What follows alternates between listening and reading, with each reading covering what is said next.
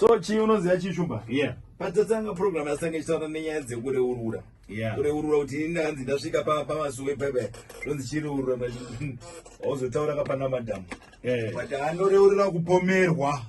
Anoreurura kupomerwa. Mukupomerwa chii? Mimi unoziya kabasa remadzimai madzibaba anondipomera ngopomerwa. Saka ndokureurura kwandakaita uku. Kureurura ere madzibaba? Aiwa makanga makavanda.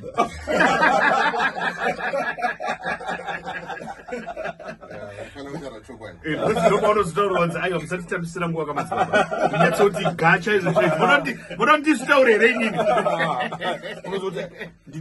Ndinoreurura kuchema nehacha kusvika ndanyaradzwa.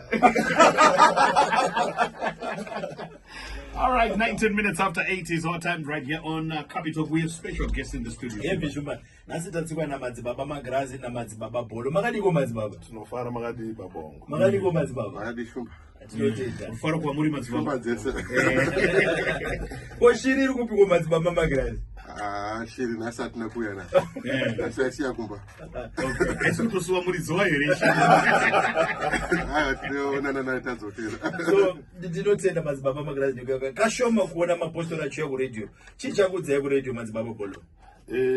Tine gungano guru ratinaro rekubva musi wa30 May toti 31 kunopinda musi wa 1 June. Tine mutambo mukuru kuchitungwiza paopposite Zororo Cemetery kwakadziva kumabvazuva kwacho. Kune chiungano chatinacho cheJohani Masowe chichange chakaunganirwa navaprofita vanosvika kuma 2000 to 2.5. Vaprofita vaMwari vachabva ku10 province dzese dzenyika. Tine vamwe vari kunze kwenyika vari kunana South Africa, Botswana vachauya. Donzo riri rekupona kwenyika.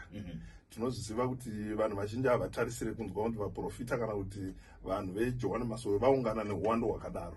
Uye kuya kwataita panhepfenyuro panapa taitira kuti shoko iri rifambe. Kune vamwe vanenge vachitoti hazvisiri izvo hazvifanira kunge zvichidaro. Ndo zvatinoziva kuti mapostora auye kuzotaura paredio.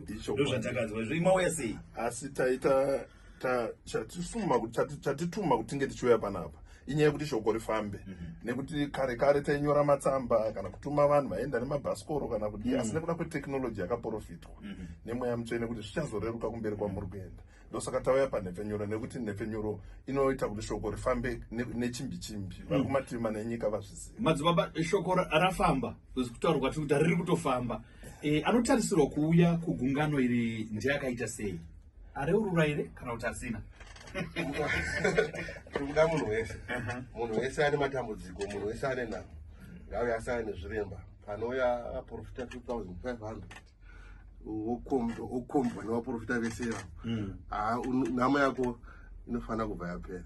Ukaona isingapere buda munyika muno. Toda kunzwa zvakare, ngatidzokororei pamazuva achaitika izvi. Madhetsi acho ndeapi? Tikuti 30 May, 1 May na1 June. Asi tiri kuti veJohani Masowe kunyanya vakapfeka zvavo magemenzi sesana baba tinorara tapo musi wa 30 May. Asi tiri kuti